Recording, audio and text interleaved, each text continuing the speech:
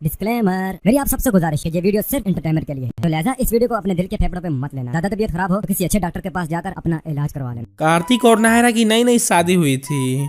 नायरा कार्तिक के माँ पापा का अच्छे से ख्याल रखती थी। ऐसे ही एक दिन सब टेबल पर बैठकर नाश्ता कर रहे थे। तभी कार्तिक की माँ नायरा से कहती है, क्या नायरा बेटा, तुम्हारी नई नई शादी हुई है और तुम अभी से खाना बनाने लगी। तुम्हें तो अभी कार्तिक के साथ समय बिताना चाहिए। यही तो एक समय होता है एक दूसरे के साथ समय बिताने का। तभी कार्तिक के पिताजी कहते हैं, हाँ बेटा कार्तिक, तुम्हारी माँ सही कह रही है। मैंने तुम्हारी और बहू की शिमला जाने की कल ही की टिकट बुक करा दी है। तुम लोग हनीमून पर जाने की तैयारियां करो। फिर कार्तिक और नायरा अगले ही दिन हनीमून के लिए निकल जाते हैं। कार्तिक नायरा के साथ बहुत खुश था। वे दोनों एक दूसरे के साथ खुशी भरा पल बिता रहे थे। इधर कार्तिक के माँ पापा भी अकेले थे।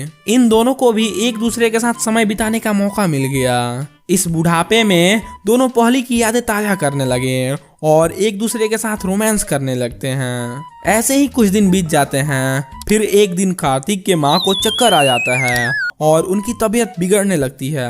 कार्तिक के पिताजी कार्तिक के माँ को डॉक्टर के पास लेकर जाते हैं। डॉक्टर कार्तिक के माँ का चेकअप करता है और बोलता है, बधाई हो, कॉन्ग्रेचुलेसन, आप गर्भवती हो।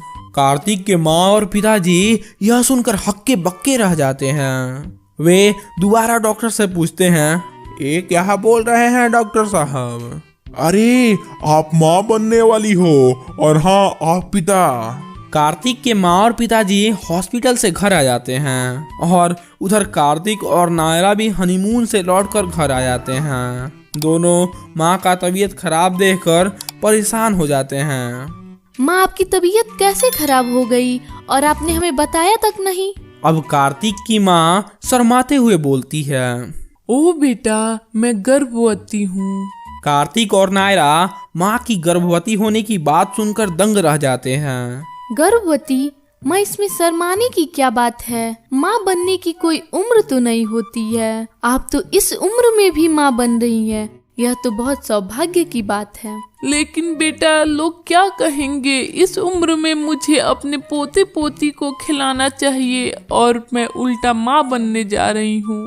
नायरा और कार्तिक अपने माँ और पिताजी को समझाते हैं और अपनी माँ का बहुत अच्छे से ख्याल रखते हैं। फिर धीरे धीरे कार्तिक के माँ का पेट दिखाई देने लगता है और धीरे धीरे यह बात पूरे रिश्तेदार और पड़ोस में फैल जाती है। सब कार्तिक की माँ पर ताना मारने लगे। कोई बोलता यह बहुत बदचलन औरत है, बुढ़ापे में जवानी दिखा रही है, तो कोई बोलता बुढ़ापे में पोते पोतियाँ खिलाना चाहिए तो चली है माँ बनने।